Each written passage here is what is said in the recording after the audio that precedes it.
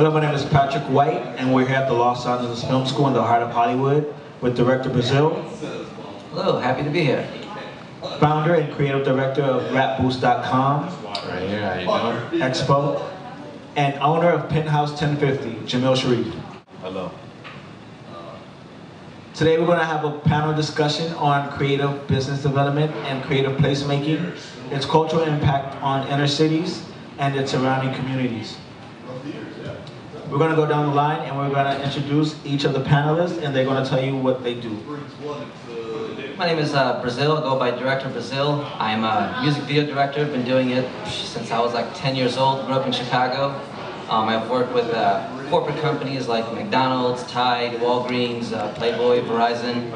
I've directed videos for artists like Tyga, Wiz Khalifa, Diddy, Tyrese, Austin Mahone, the list goes on. And now I have a company called Burn the Boats, which is where we go around the country just helping young artists overcome all their inner blocks and really achieve their dreams. Basically, we teach seminars, we have audio programs, personal development, and that's it, just on a mission to change the world, make cool videos, and attend a lot of rap concerts, because that's pretty fun. That's what my life's about. Hello everybody, I am Adrian Harvey, also known as Xspo. I am a recording artist and producer, but I also am an entrepreneur. I am the founder of rapboost.com, and recently I've launched another website called clap.com that will be coming out real soon also. What Rapboost is it's a platform for young artists, young entrepreneurs who want to invest in themselves as far as musically and you know, get out there themselves. It's basically a platform for anybody, any genre of music, not just rap. It's all about boosting the culture itself. It's all about music. So it's just about boosting your culture and getting out there. Jamel Shareef. Hey, what's up? I'm Jamel Shareef. I'm the owner of Penthouse 1050 Studios. The dopeness there in the kitchen, the works. So what we do, just not a studio. We don't book just people. We help build people. So we also house a few Olympic people in the studio throughout the publications and stuff. As far as the Barber Twins, some of the Drew League players here in the Venice Beach team. So we do a lot of that as far as talent too as well. We house a lot. So everything is in-house photography, and we do in-house production as well. Coming in the future, we're going to start doing equipment rentals out for the facility as well. So we're trying to be the staple mark of downtown Lake Studio. So that's what I do right now. And in my past, I do documentaries as well. So I did a documentary in the Dominican Republic called Pay for Play. Check that out too. And some more stuff coming soon. But right now, entrepreneurship. So, thanks for having me, LA Film School. Thank you so much, Jamel Shareef. And this panel was a result of my nonprofit Project LA South, which was created to develop, fund, and manage 75 creative startups by the year 2020.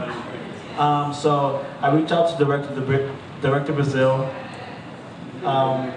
And he has been an amazing inspiration. I did an interview with him for the school's podcast, and it was amazing. I partnered with Xspo as a content creator for his site, rapboost.com, and Jamel Shareef has been much of a mentor for me in a lot of my creative endeavors.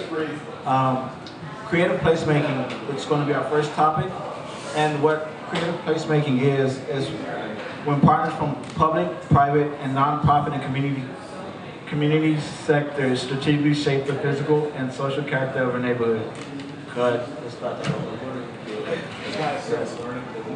So what is creative placemaking? Creative placemaking is when partners from public, private, nonprofit, and community sectors strategically shape the physical and social character of a neighborhood, town, city, or region around arts and cultural activities. And most importantly, it brings diverse people together to celebrate, inspire, and to be inspired. Creative placemaking is business development, and it encourages economic growth in Los Angeles' most vulnerable communities. My first question is for Director Brazil. How has your work as a director sort of influenced communities and the images that you that you produce to shape the cultural landscape of those communities? So the question is, how has my work influenced communities and helped shape them? Yes. Some of my recent work that I've been doing is I've been showcasing other talented people, because I know when I was coming up as a young immigrant in America, something that influenced me was seeing video, like behind the scenes of movies and behind the scenes of music videos, and seeing that there were other people that were like me that were doing what they loved. And I feel like a lot of times people need to see examples that, you know what, if she can do it, I can do it. If he can do it, I can do it.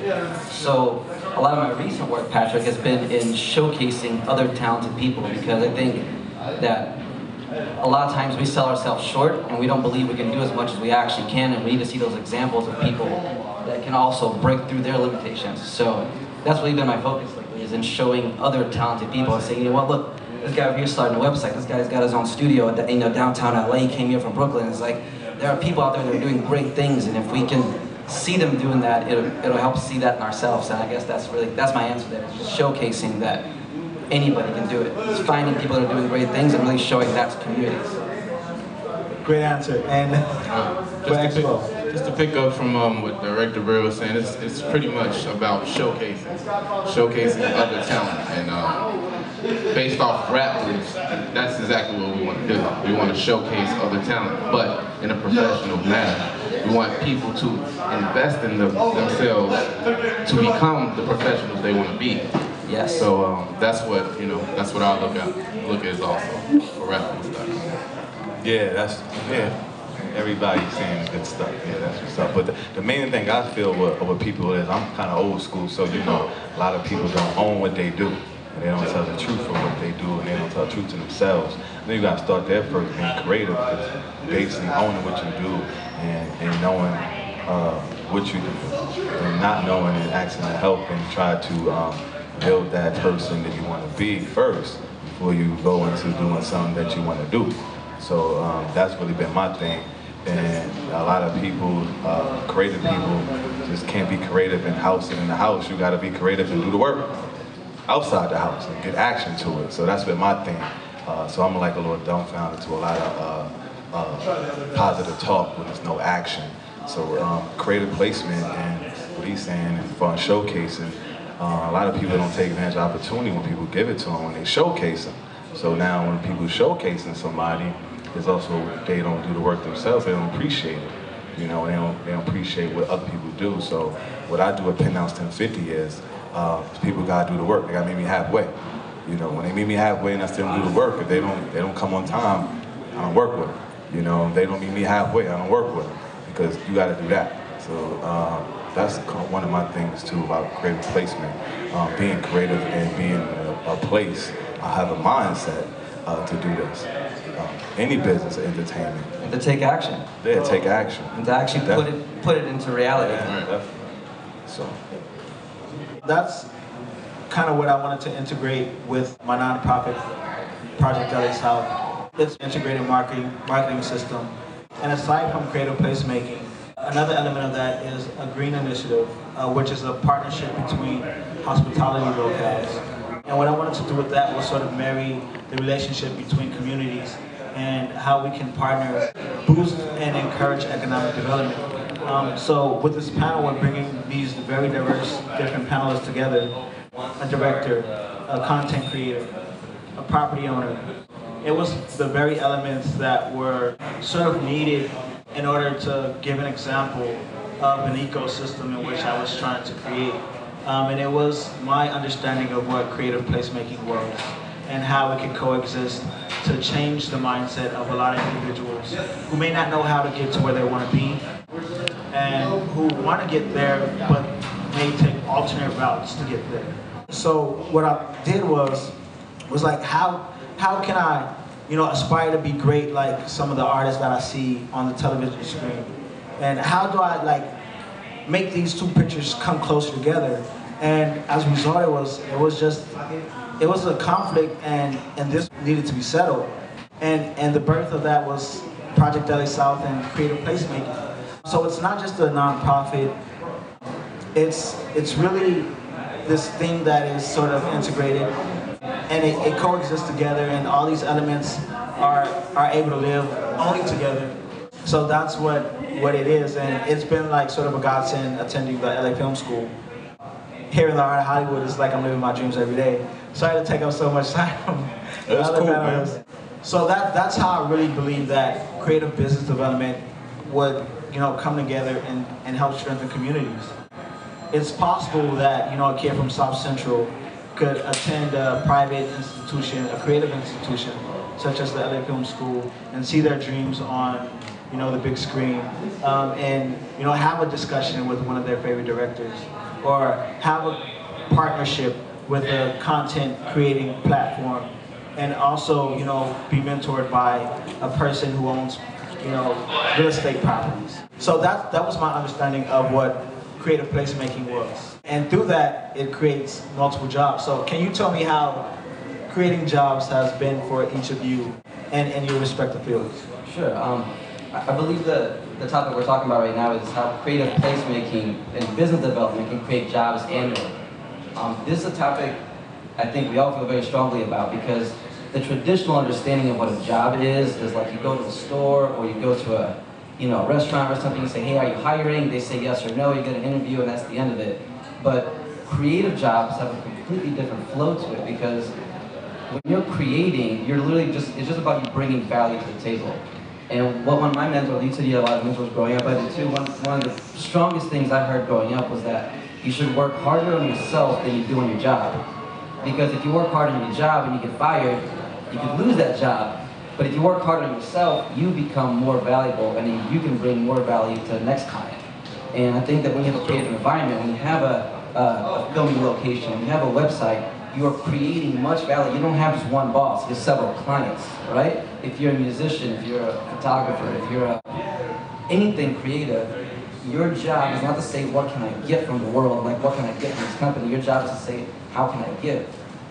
How can my studio give? How can my website give? How can my films give? And when that's your focus, you'll never be out of money. You'll never have to worry about a job, because people look at you, oh, that's a guy that's always, he's got a great solution for this, or she's got a great solution for that. So that's the way I look at it. Creative places are about that, are about bringing value to a community. And when you bring value, you're never out of a job.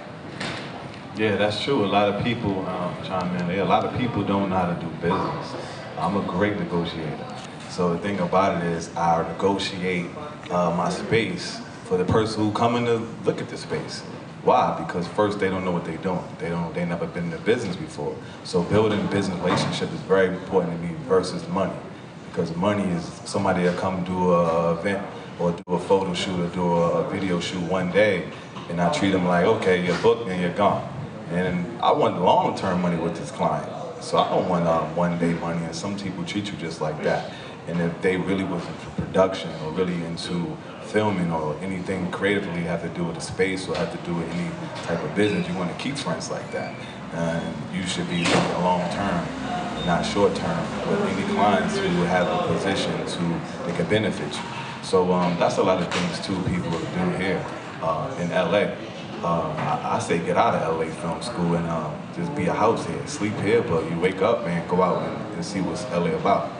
I say don't be in here every day, and structure it's enabling, and it cripple people sometimes. I think the hustle and bustle and getting on the pavement and dealing with the real world and dealing with real feelings, real yes and no's, and people telling you no, yes, and say fuck you, and all that really comes with this business. People too sensitive when it comes to any business that have anything to do with anything with creativity. I was told being creative is not giving a fuck. So that's some of the things I keep in my mind. I don't care. I say I don't care, that means I'm gonna get the job done. I do anything to get it done. And that's what people do here. It's too timid, and it's a timid vibe. In LA, I seen just me constantly being here. So I come off over aggressive and too direct. Where I come from, New York City, real direct.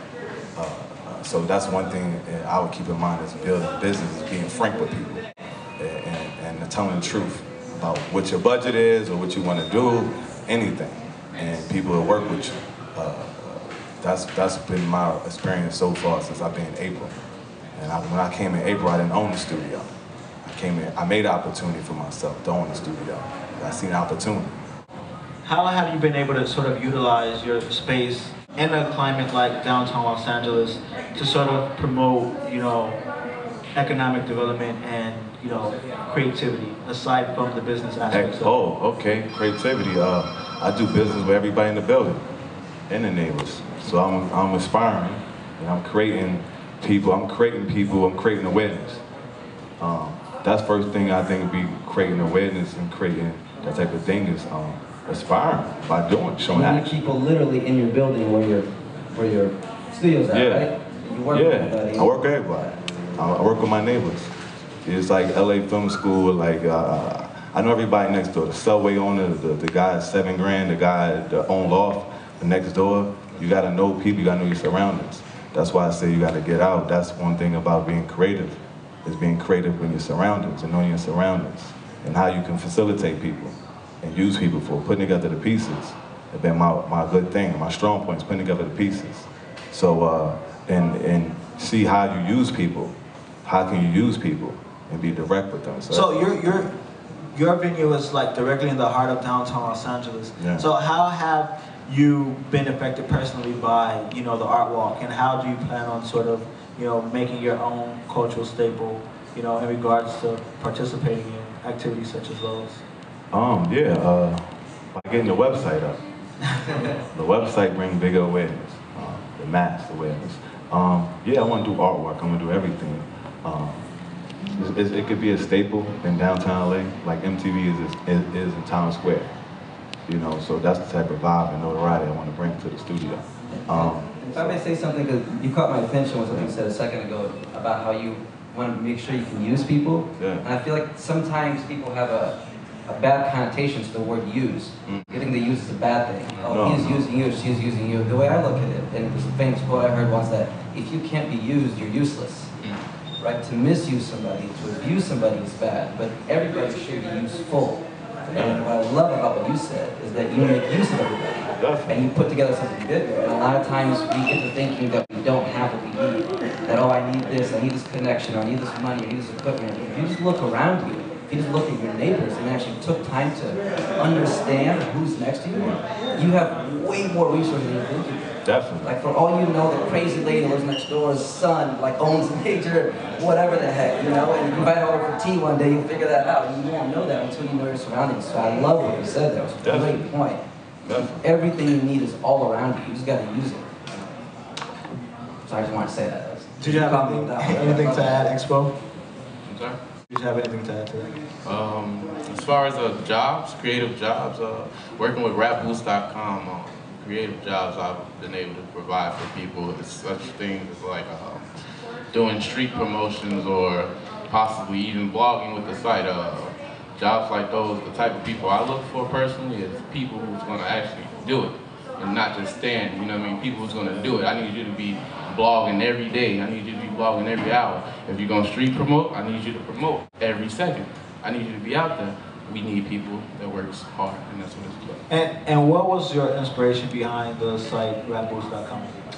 My inspiration behind the site was, I would say, just getting other artists who didn't have like a platform to help build themselves, to get out there even more. In a climate like downtown Los Angeles to sort of promote, economic development and, creativity aside from the business aspects of it? Oh, okay, creativity. I do business with everybody in the building and the neighbors. So I'm inspiring and I'm creating people. I'm creating awareness. That's first thing I think would be creating awareness and creating that type of thing is aspiring by showing You need action. people literally in your building where your studio's at, right? You work with everybody. I work with everybody. I work with my neighbors. It's like LA Film School, like I know everybody next door. The subway owner, the guy at $7 grand, the guy that own loft, the next door. You gotta know people, you gotta know your surroundings. That's why I say you gotta get out. That's one thing about being creative, is being creative in your surroundings and knowing your surroundings and how you can facilitate people and use people for putting together the pieces. It's been my good thing, my strong points, putting together the pieces. So, and see how you use people. How can you use people and be direct with them? So your venue is like directly in the heart of downtown Los Angeles. Yeah. So how have you've been affected personally by, you know, the art walk, and how do you plan on sort of, you know, making your own cultural staple, you know, in regards to participating in activities such as those? By getting the website up. The website brings bigger awareness, the mass awareness.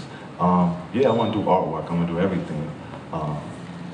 It could be a staple in downtown LA, like MTV is in Times Square. You know, so that's the type of vibe and notoriety I want to bring to the studio.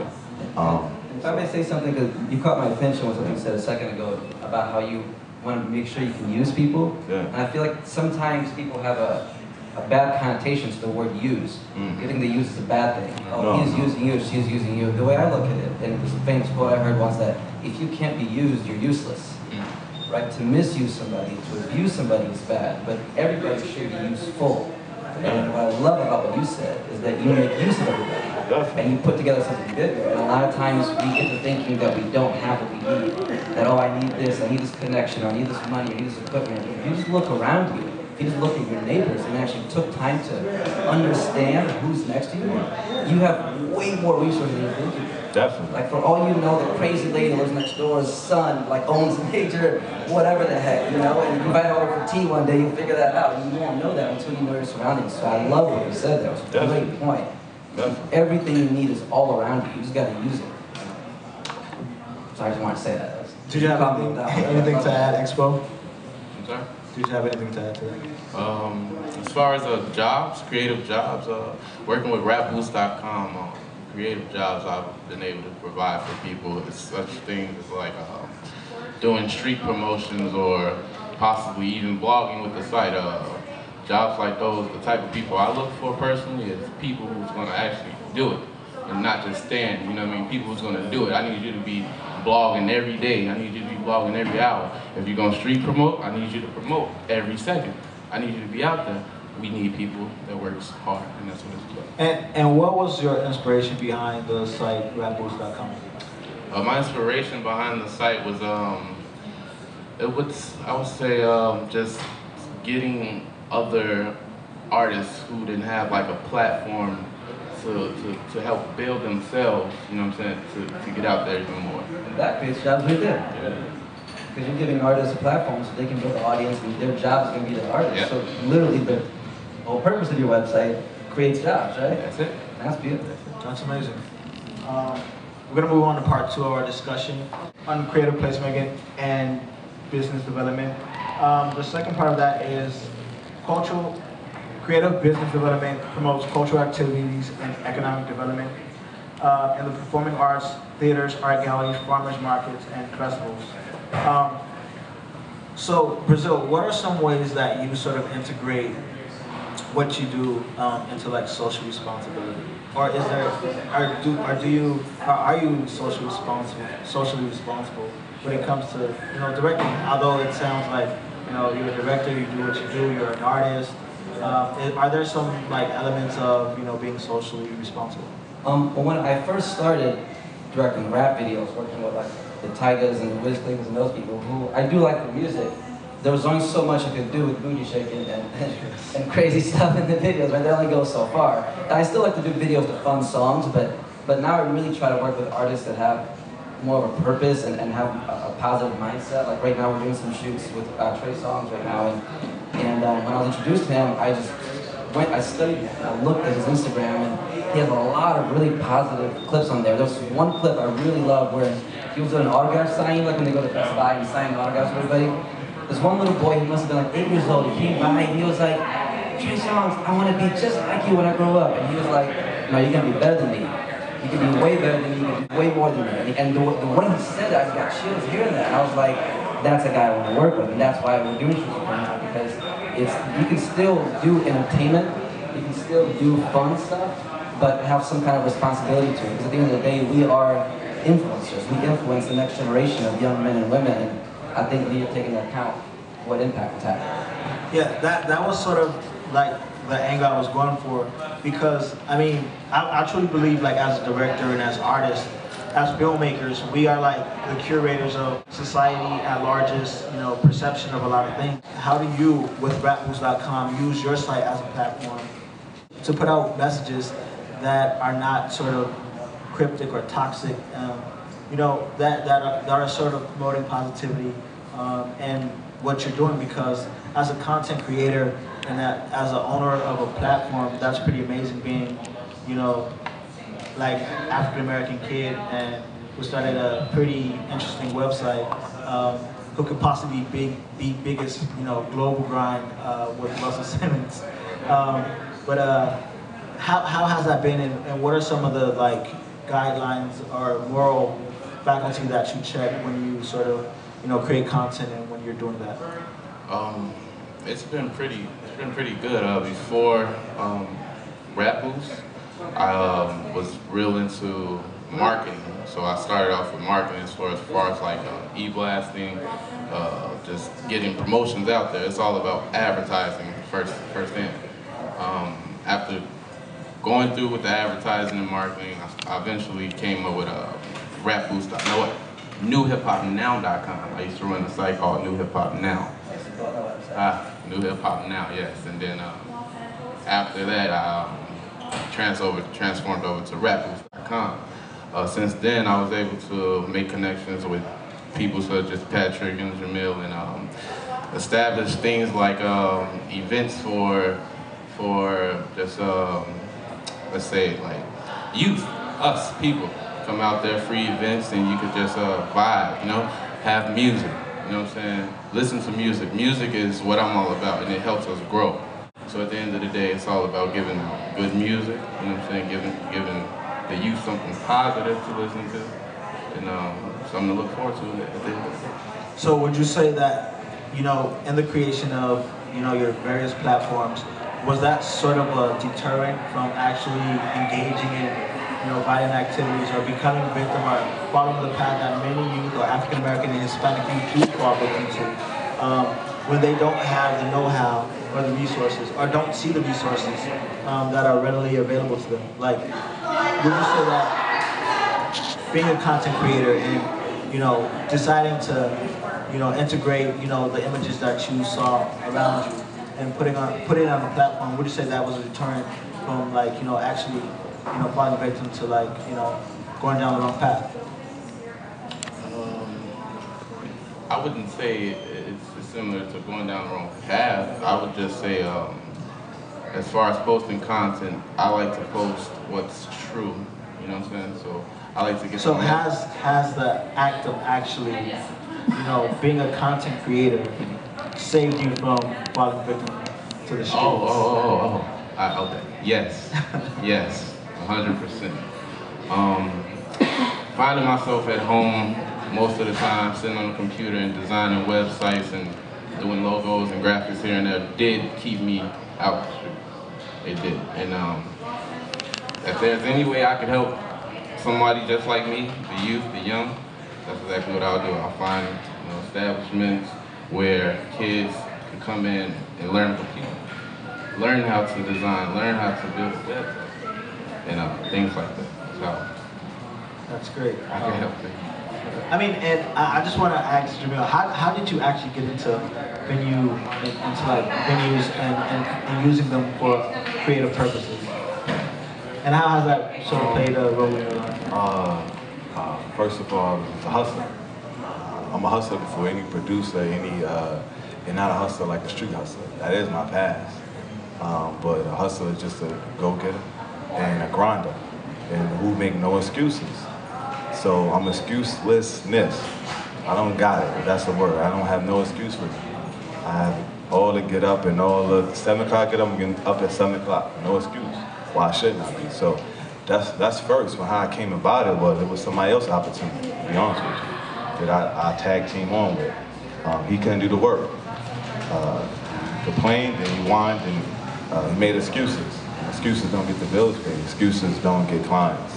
Excuses, in a business, first, every day is money. So, you know, once you know business, then you can start doing business. So that's how I came about it. You know, I came in, I made opportunity for myself by showing and doing the action, doing the work. And that's how I came into Penthouse 1050. Changed the name, I went a new direction, put money where it's supposed to be at, with my money, and changed it into a form where people can come create and not just be one person doing everything. Talk about social responsibility. You took responsibility for your opportunity. Definitely. And I believe that's something that societies need to do more of. I think a lot right now in this country, tell me if you guys agree, that there's a lot of dependency on the government. Everybody's blaming somebody else. So I'm not here because the government is doing a job, or because this was to happen, or my teacher did this, or it's like, yo, if you just take responsibility for your own situations, a lot of doors are open. Definitely. It's the thing about I don't know everything.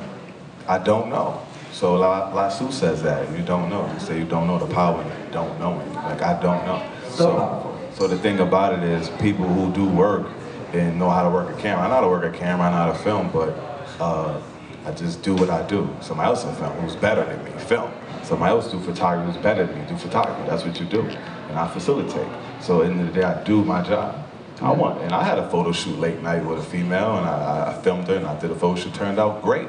But that's what I do day to day. That's not what I do.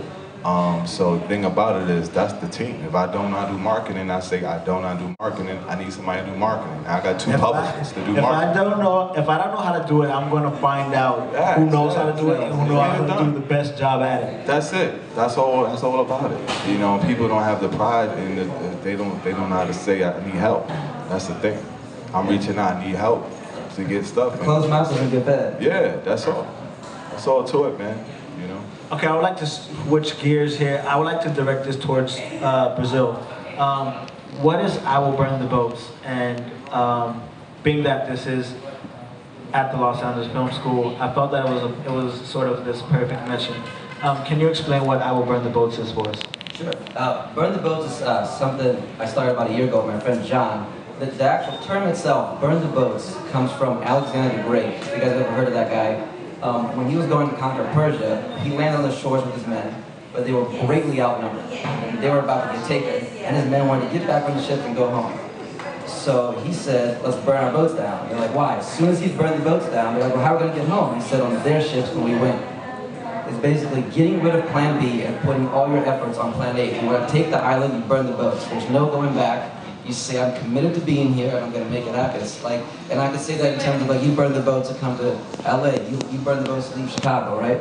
And what the company is Burn the Boats, it's a movement where we create products and events that help people better themselves and create change.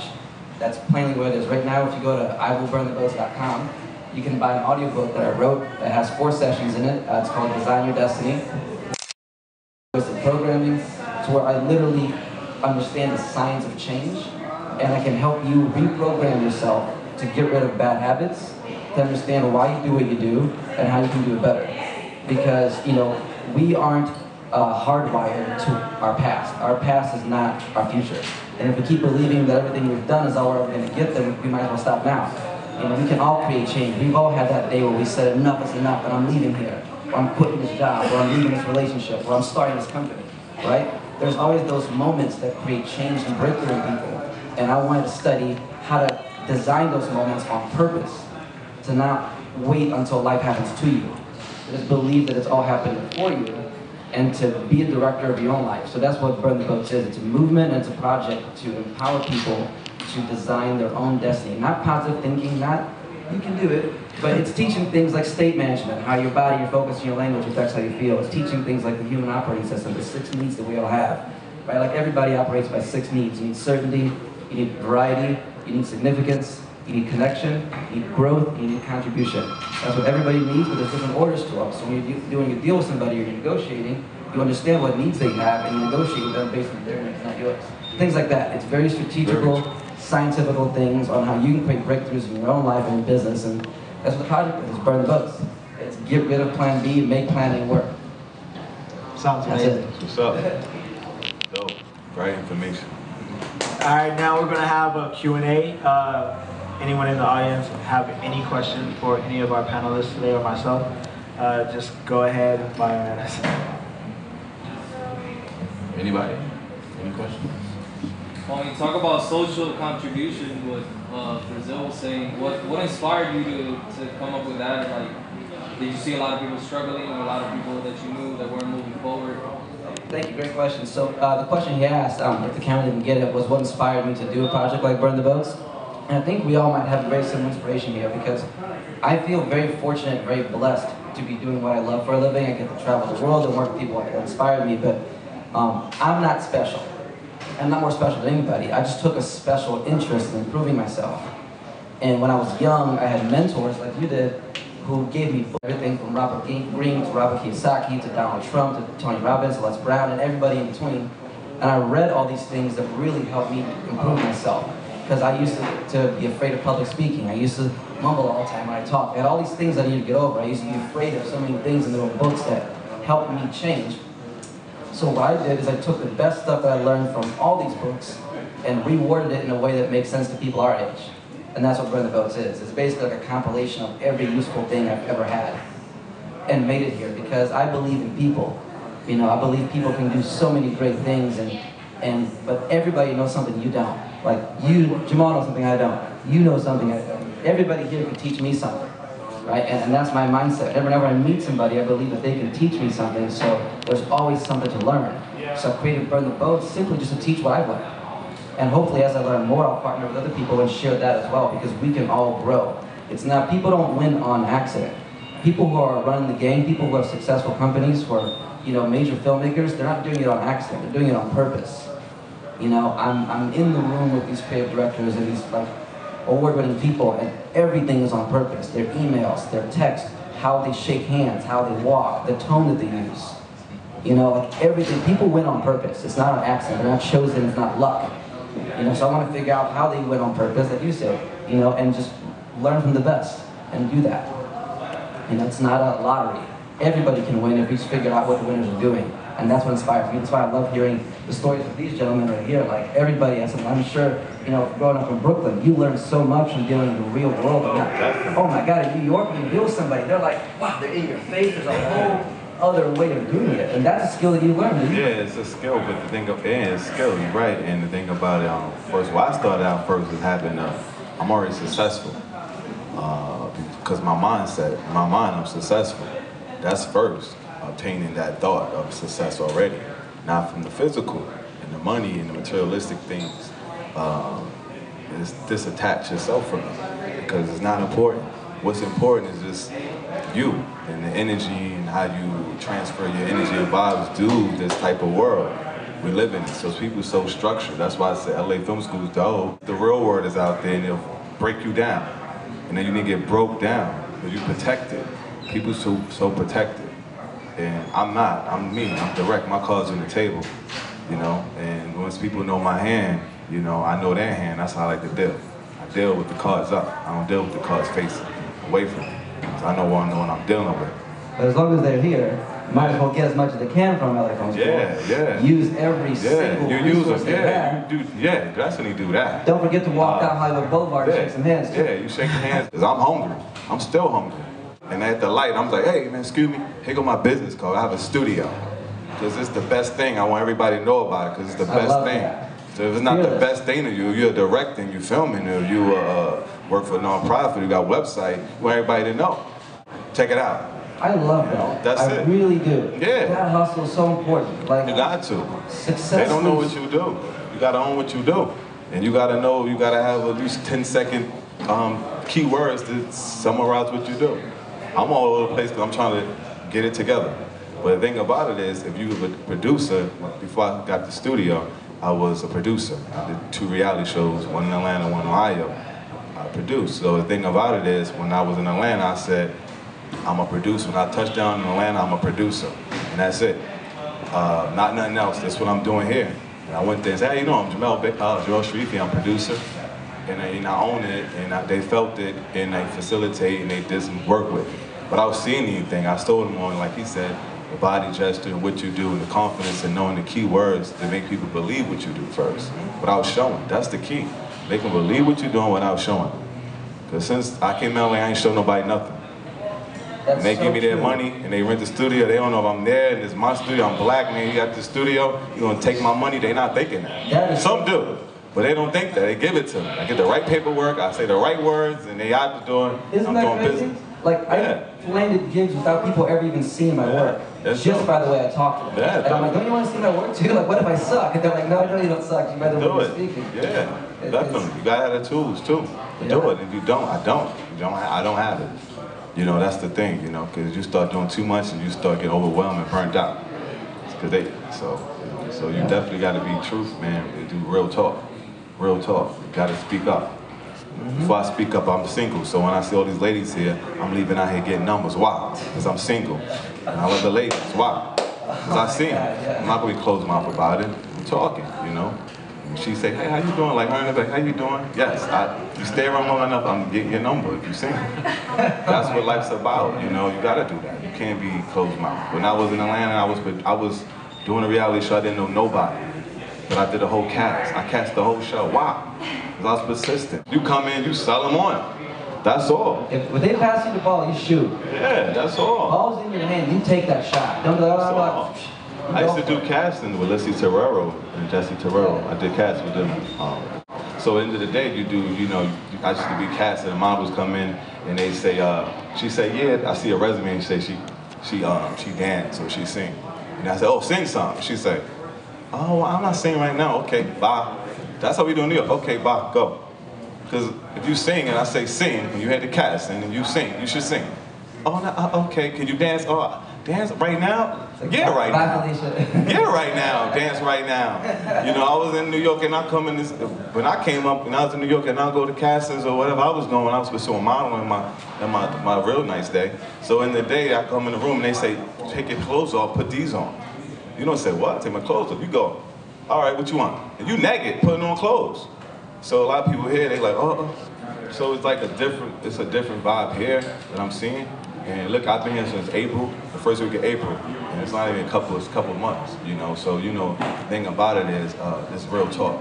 You know, and you gotta be persistent, you gotta grind, you gotta go at it, you gotta be action, you gotta be hungry.